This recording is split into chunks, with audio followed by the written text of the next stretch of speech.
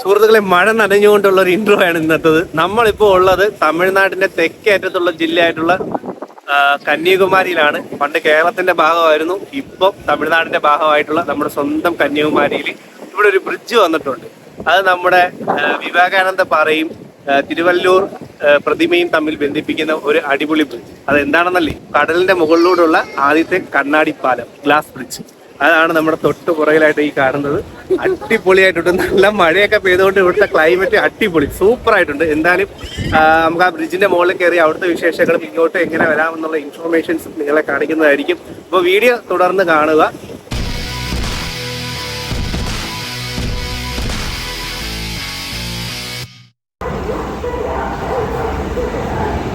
എല്ലാവർക്കും നമ്മുടെ പുതിയൊരു വീഡിയോയിലേക്ക് സ്വാഗതം. നമ്മളിപ്പോൾ ഉള്ളത് നെയ്യാറ്റിൻകര റെയിൽവേ സ്റ്റേഷനിലാണ്. കൊല്ലത്തുനിന്ന് യാത്ര തുടങ്ങി നെയ്യാറ്റിൻകരയിലാണ് ഞങ്ങൾ എത്തിയിരിക്കുന്നത്. ഇവിടെ ഞങ്ങളുടെ ഒരു സുഹൃത്ത് ഞങ്ങളെ കൂട്ടിക്കൊണ്ടുപോകാൻ വന്നിട്ടുണ്ട്. അങ്ങനെ അദ്ദേഹത്തിന്റെ കാറിൽ കയറി ഞങ്ങൾ കന്യാകുമാരി ലക്ഷ്യമാക്കിയാണ് പോയിക്കൊണ്ടിരിക്കുന്നത്. അപ്പൊ നെയ്യാറ്റിൻകര കഴിഞ്ഞ ഉടനെ തന്നെ നമുക്ക് തമിഴ്നാട്ടിലോട്ട് എൻ്റർ ആവാൻ പറ്റും, കളിക്കുകള കഴിഞ്ഞിട്ട്. അപ്പോൾ നമ്മളിപ്പോൾ തമിഴ്നാട്ടിലോട്ടാണ് സഞ്ചരിച്ചുകൊണ്ടിരിക്കുന്നത്. ഇപ്പൊ ലെഫ്റ്റ് സൈഡില് നമ്മുടെ വലിയ ഒരു മലനിര നമുക്ക് കാണാൻ സാധിക്കുന്നുണ്ട്. നമ്മുടെ പശ്ചിമഘട്ട മലനിരയാണ്. ഗോവ, കർണാടക, തമിഴ്നാട്, കേരളം, മഹാരാഷ്ട്ര എന്നീ സംസ്ഥാനങ്ങളിലൂടെ കടന്നു പോകുന്ന വലിയൊരു മലനിരയാണ്.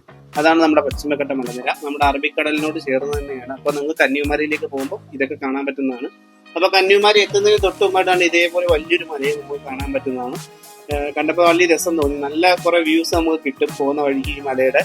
അങ്ങനെ കന്യാകുമാരി എത്തുന്നതിന് തൊട്ട് മുമ്പായിട്ട് തന്നെ നമുക്ക് ഈ മല കാണാൻ പറ്റുന്നതാണ്. അങ്ങനെ കന്യാകുമാരിയിൽ എത്തിയിരിക്കുകയാണ്. അപ്പൊ അതുപോലെ തന്നെ നല്ല തിരക്കുണ്ട്. ഇന്നൊരു തിങ്കളാഴ്ചയാണ്. ഞങ്ങൾ ഒട്ടും പ്രതീക്ഷിച്ചില്ല ഇത്രയും തിരക്ക് കാണുമെന്ന്. അപ്പൊ ഗ്ലാസ് ബ്രിഡ്ജ് കാണാൻ വേണ്ടിയുള്ള ഒരു തിരക്കാണ് ഈ കാണുന്നത്.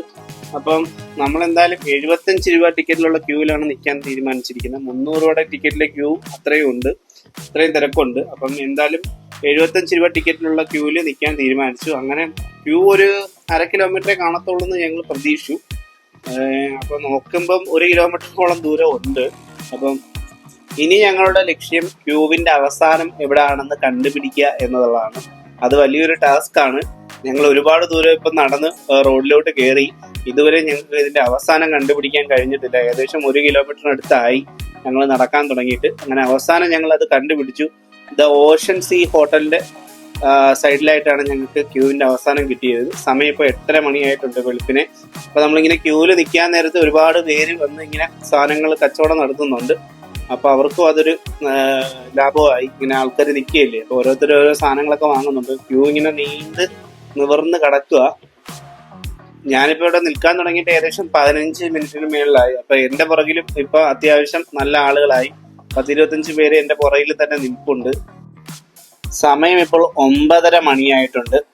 ഇതുവരെയായിട്ട് ഞങ്ങളുടെ ക്യൂ വെറും 150-200 മീറ്റർ മാത്രമേ സഞ്ചരിച്ച് മുന്നോട്ട് വന്നിട്ടുള്ളൂ. അപ്പൊ ഇനിയും ദൂരം സഞ്ചരിക്കാനുണ്ട്. നല്ല വെയിൽ തുടങ്ങി.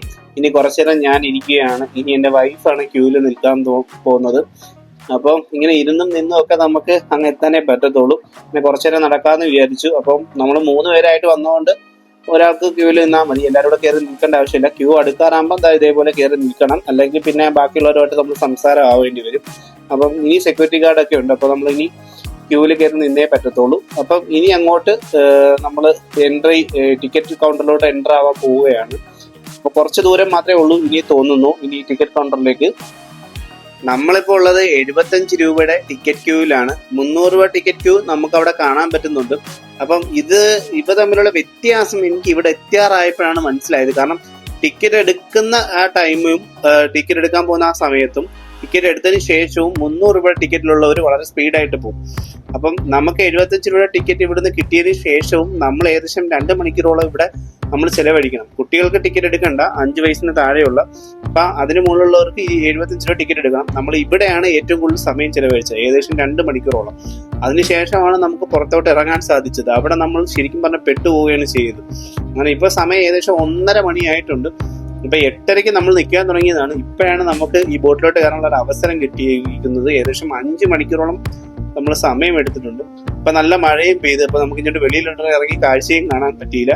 അങ്ങനെ പെട്ടെന്ന് തന്നെ നമ്മൾ ബോട്ടിലോട്ട് കയറി. എല്ലാവരും ജാക്കറ്റ് ഇട്ട് വേണം യാത്ര ചെയ്യാനായിട്ട്, അത് കർശനമാണ്.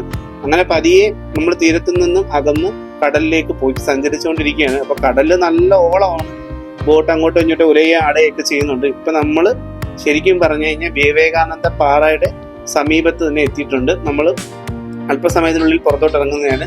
ഈ മഴ നല്ല അന്തരീക്ഷമായതുകൊണ്ട് കടൽ നന്നായിട്ട് ഇളകി കിടക്കുകയാണ്. അങ്ങനെ വളരെ പെട്ടെന്ന് തന്നെ എല്ലാവരും ബോട്ടിൽ നിന്ന് പുറത്തോട്ട് ഇറങ്ങാൻ തുടങ്ങി. നല്ല മഴയുണ്ട് പുറത്ത്.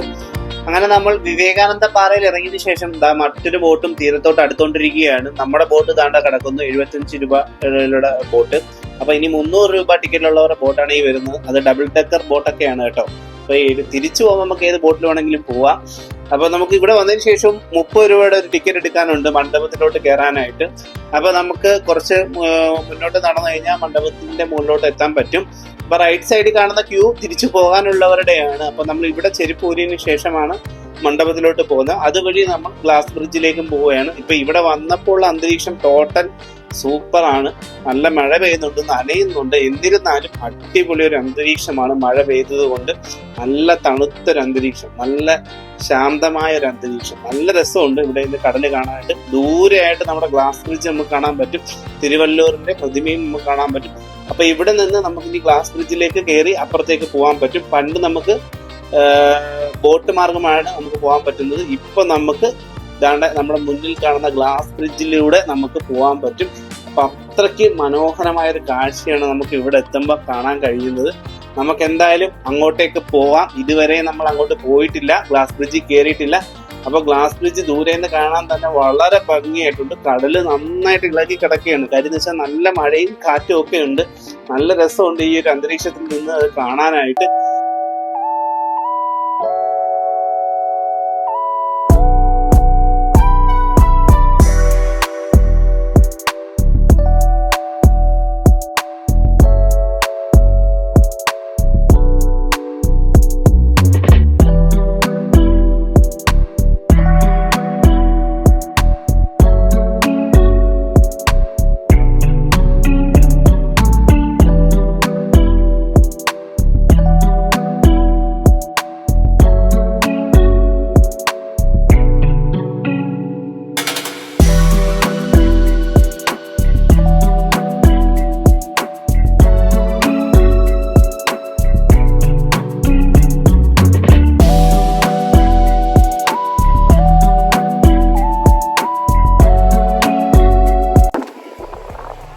മഴ പെയ്ത് തീർന്നപ്പോൾ അടിപൊളി ക്ലൈമറ്റ് ആണ്. നല്ല മഴക്കോടുള്ള ഒരു ശാന്തമായ ക്ലൈമറ്റ് കേട്ടോ. നല്ല രസമുണ്ട് ഇപ്പോൾ ഇവിടെ നിൽക്കാനായിട്ട്. നീരൊന്നുമില്ല, നല്ല തണുപ്പുണ്ട്, നല്ല തണുത്ത കാറ്റ്. അപ്പം ഇത് നമ്മുടെ തൊട്ട് ബാക്കിൽ കാണുന്നതാണ് മണ്ഡപം, നമ്മുടെ വിവേകാനന്ദ പാറയുടെ മണ്ഡപം സ്മാരകം. ഇവിടെ നിന്ന് നമ്മുടെ തിരുവല്ലൂരിന്റെ പ്രതിമയിലേക്ക് പോകാനായിട്ട് പണ്ട് ബോട്ട് സർവീസ് ആയിരുന്നു. ഇവിടെ നിന്ന് അങ്ങോട്ട് പോകാനായിട്ട് പണ്ട് ഇവിടെ വന്നവർക്കറിയാം, ഒരു 1-1.5 കൊല്ലം മുമ്പ് വന്നിട്ടുള്ളവർക്കറിയാം. ഇപ്പൊ നമുക്ക് അങ്ങോട്ട് പോകാനായിട്ട് ആ പുറകെ കാണുന്ന ആ കണ്ണാടി പാലമാണ്. നമുക്ക് എന്തായാലും ഇതുവരെ ഇങ്ങോട്ടൊന്നും കയറിയില്ല, അങ്ങോട്ട് എന്തായാലും പോയിട്ട് വരാം. ഓക്കെ. പിന്നെ കൂടെ ഉള്ളത് നമ്മുടെ എപ്പോഴും യാത്രയിലുള്ള ഷാജി സാറാണ്. ഷാജി സാറേ, ഷാജി സാർ ഇപ്പോഴാണ് വരുന്നത് അല്ലേ? സാറിന്റെ സ്ഥലവും കളിക്കവിളയിലാണ്. കളിക്കവിള അമരവിള, നെയ്യാറ്റിങ്കര അമരവിള. അപ്പൊ സാറും ഇത്ര അടുത്ത് കിടന്നിട്ട് ഇപ്പോഴാണ് വരുന്നത്. 4 മാസത്തിന് മേളിലായി, 5 മാസമായില്ലേ കാണുന്നത്. കഴിഞ്ഞ വർഷം 2024 ഡിസംബർ മാസമാണ് ഇത് ഉദ്ഘാടനം ചെയ്തത്. ഇപ്പൊ 5 മാസമായി. ഞങ്ങളിപ്പോ വന്നിരിക്കുന്നത് മെയ് മാസമാണ്. മെയ് മാസം 26-ാം തീയതിയാണ് ഞങ്ങൾ വന്നിരിക്കുന്നത്. അപ്പൊ അയാളുടെ 5 മാസം കഴിഞ്ഞു. എന്നിട്ട് തിരക്കൊട്ടും കുറവില്ല, നല്ല തിരക്കുണ്ട്. പ്രത്യേകിച്ച് ഈ ഒരു മാസങ്ങളിൽ വെക്കേഷൻ ടൈമാണ്, അതുകൊണ്ട് നല്ല തിരക്കുണ്ട്. 5.5 മണിക്കൂർ 8:30 ഞങ്ങൾ ക്യൂ നിൽക്കാൻ തുടങ്ങിയതാണ്. 5.5 മണിക്കൂറോളം ക്യൂ നിന്നിട്ടാണ് ഞങ്ങൾക്ക് ഇവിടെ എത്താൻ പറ്റിയത്. പറ്റിയപ്പം നല്ല മഴയായിരുന്നു. അപ്പൊ നന്നായിട്ട് ആസ്വദിക്കാൻ പറ്റത്തില്ല എന്ന് വിചാരിച്ചേ. മഴയൊക്കെ ഇപ്പൊ തീർന്ന് ഇപ്പൊ നല്ല അടിപൊളി ശാന്തമായ അന്തരീക്ഷമാണ്. നല്ലൊരു ആംബിയൻസ് ആണ് അല്ലേ? നല്ലൊരു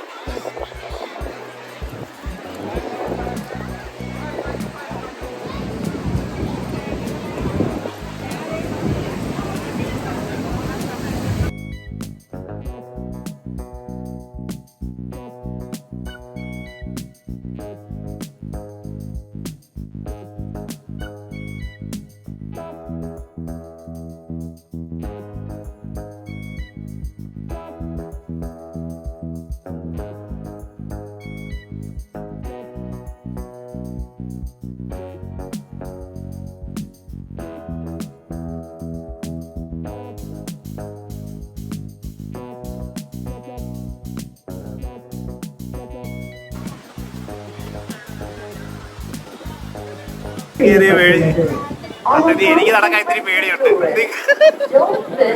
നിങ്ങൾക്കുണ്ടോ? ഇത് പേടിയുണ്ടോ? മാളൂല്ല മാളു. എനിക്ക് ചെറിയ പേടിയുണ്ട്. കണ്ണാടി പാലത്ത്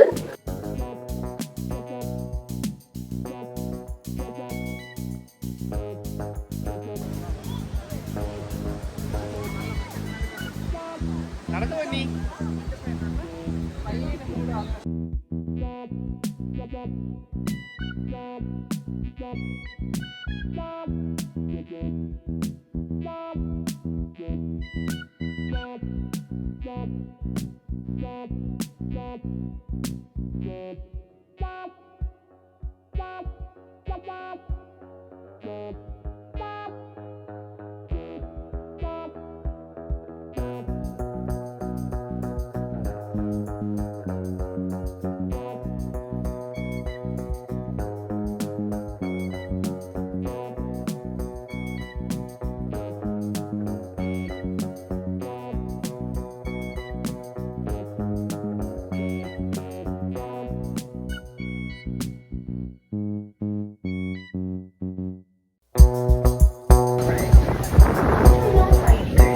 തമിഴിൽ ഇടയ്ക്കിടയ്ക്ക് അനൗൺസ്മെന്റ് ഉണ്ട്, ഇരിക്കരുത്, ഓടരുത് എന്നൊക്കെയുള്ള. അതൊക്കെ ശരിക്കും പാലിക്കുക. നല്ല തെന്നലായിട്ട് കിടക്കുക മഴയത്ത്, അപ്പോൾ വളരെ സൂക്ഷിക്കുക.